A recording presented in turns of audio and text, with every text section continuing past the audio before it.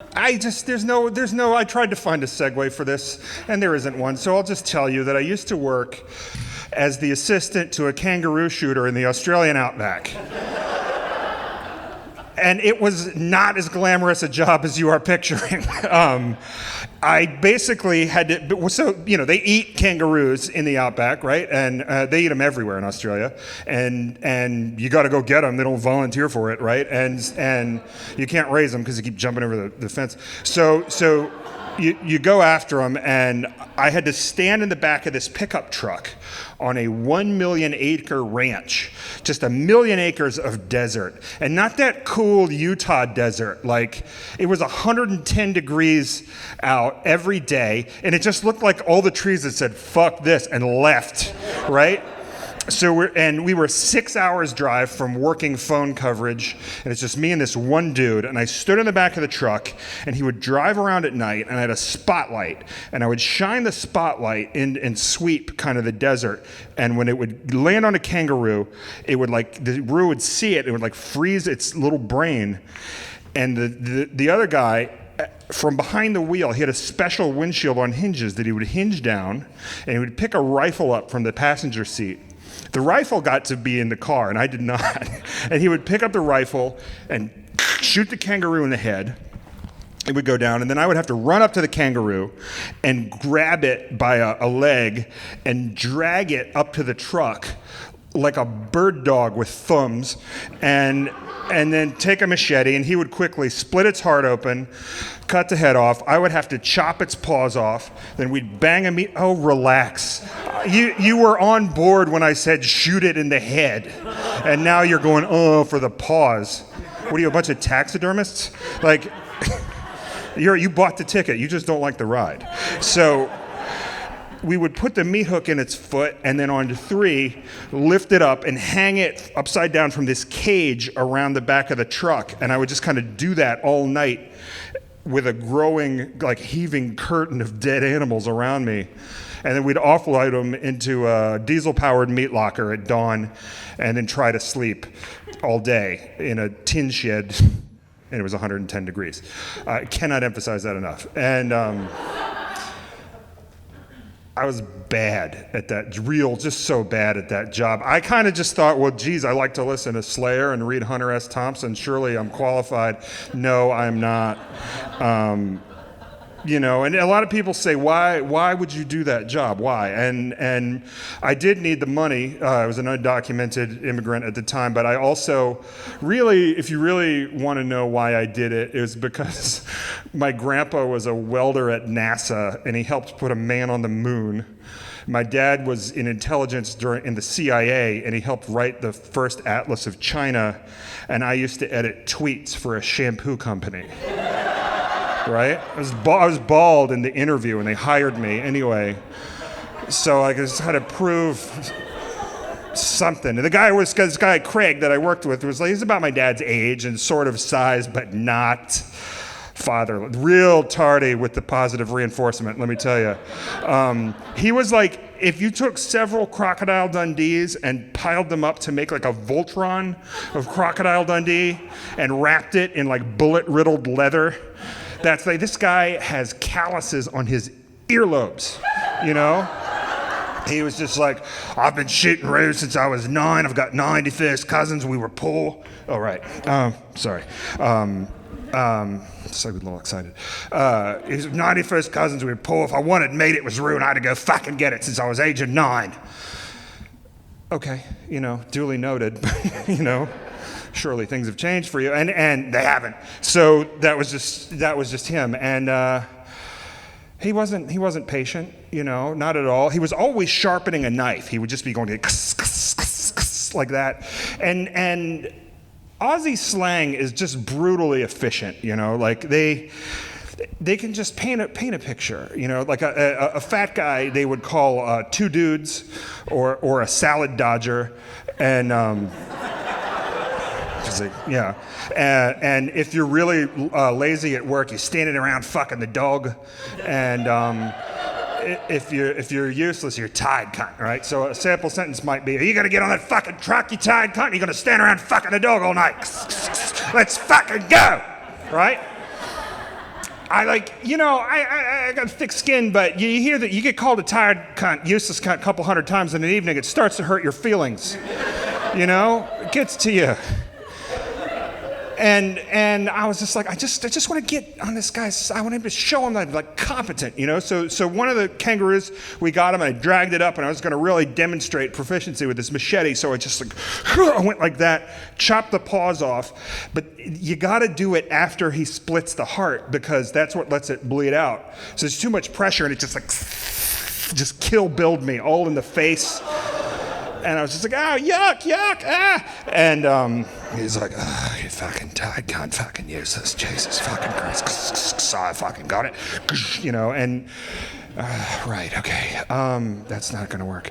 And I was just we were both covered in just this paste, this mud made out of like dust and blood, and then I've just got two clean streaks, just tears coming out of my face all night. It's hard. It is hard to look down at a kangaroo and it's looking up at you with these like dead brown eyes, like, why did you do this?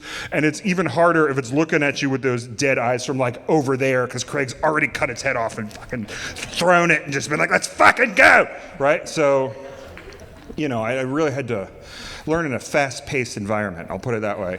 And one night we're driving around, and it's just it's the Outback at night. We got a flat tire, and this is a crazy thing. We got a flat tire, and he goes, oh, fucking flat on this thing again. I'm gonna have a word with the dealer of this fucking truck when I get back to town. And I was like, yeah, well, try not to mention that all you do is drive over sharp sticks every night, don't act surprised you have a flat. But that's what I thought, but I didn't say it. What I said was, I got this, and I jumped down off the truck, because I know how to change a tire, and I got the jack, and I'm jacking the truck up, and I was like, you just take a break. I got this. And I jack the truck up and I kind of wiggle under it, and I'm looking up for like what's going on in here, and I felt this cold liquid just falling on my throat and face, and I was like, oh fuck. Like I put the jack in the wrong place and I busted like a coolant line or something, and now we're gonna get stuck out here and the sun's gonna come up and just turn us into man jerky, and we're gonna die immediately. And then I looked up, and the good news is I did not damage the truck at all. The cold liquid was just congealing blood falling out of kangaroo neck stumps.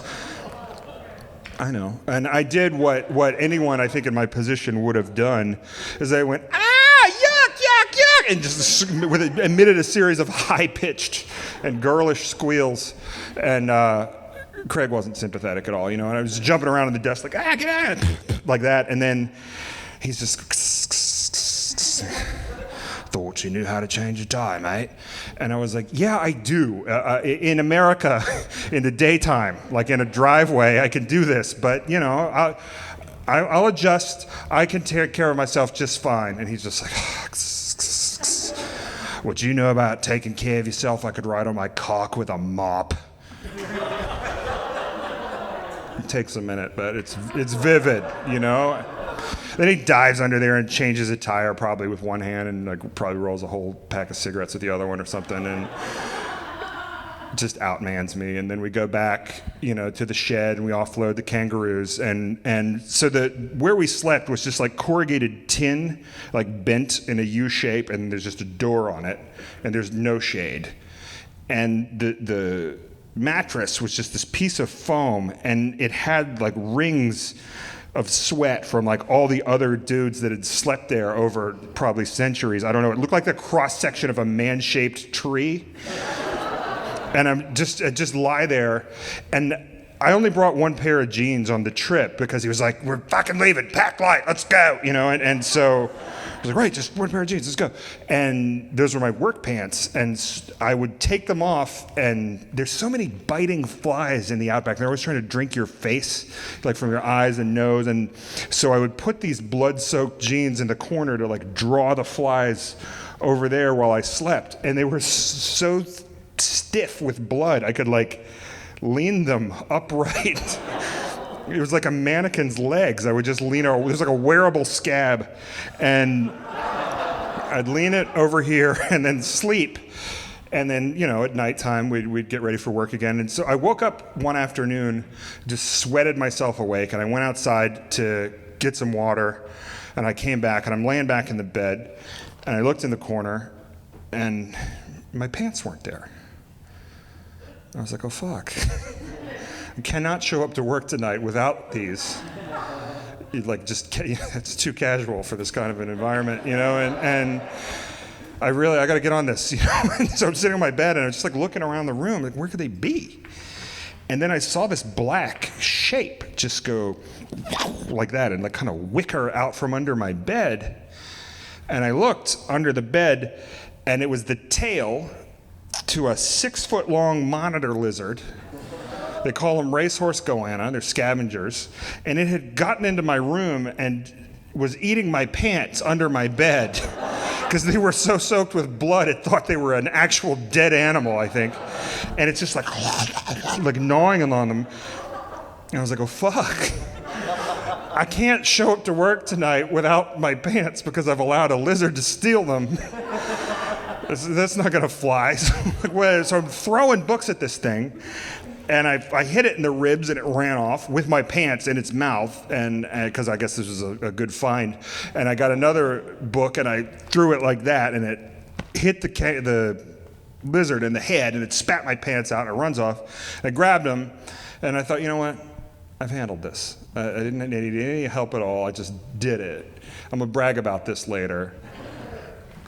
Score one for Jeff, So I go get back in the bed, and I'm getting ready to go back to sleep, and then the whole structure that we're sleeping in just starts wobbling like that, and then the door to my room just kicks in, and Craig's just standing there, silhouetted.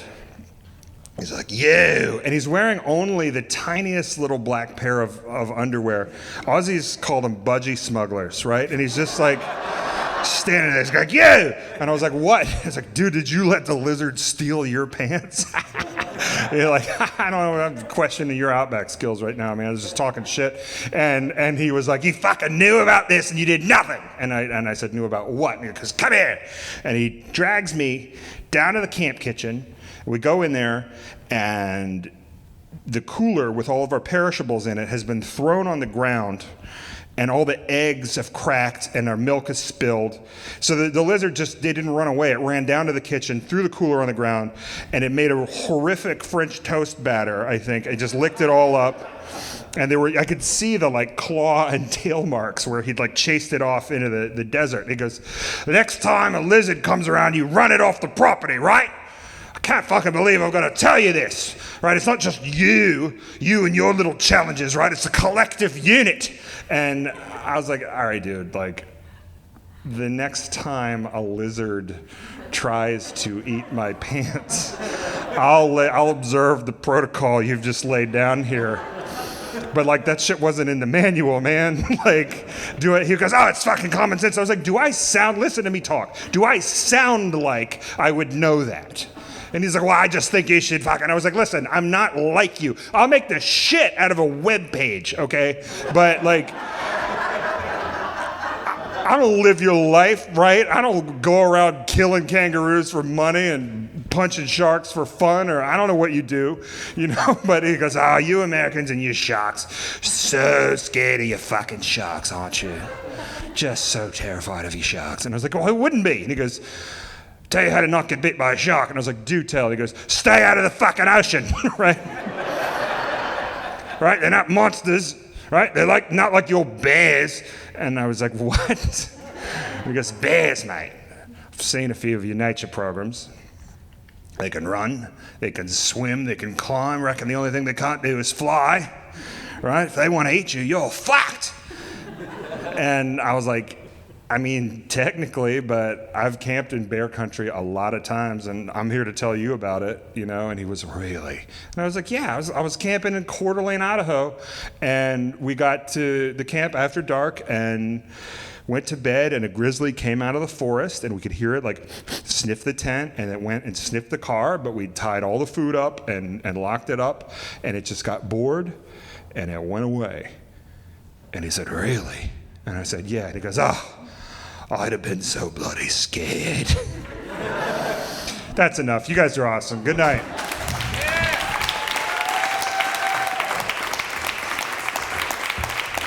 Jeff Simmermon, everyone.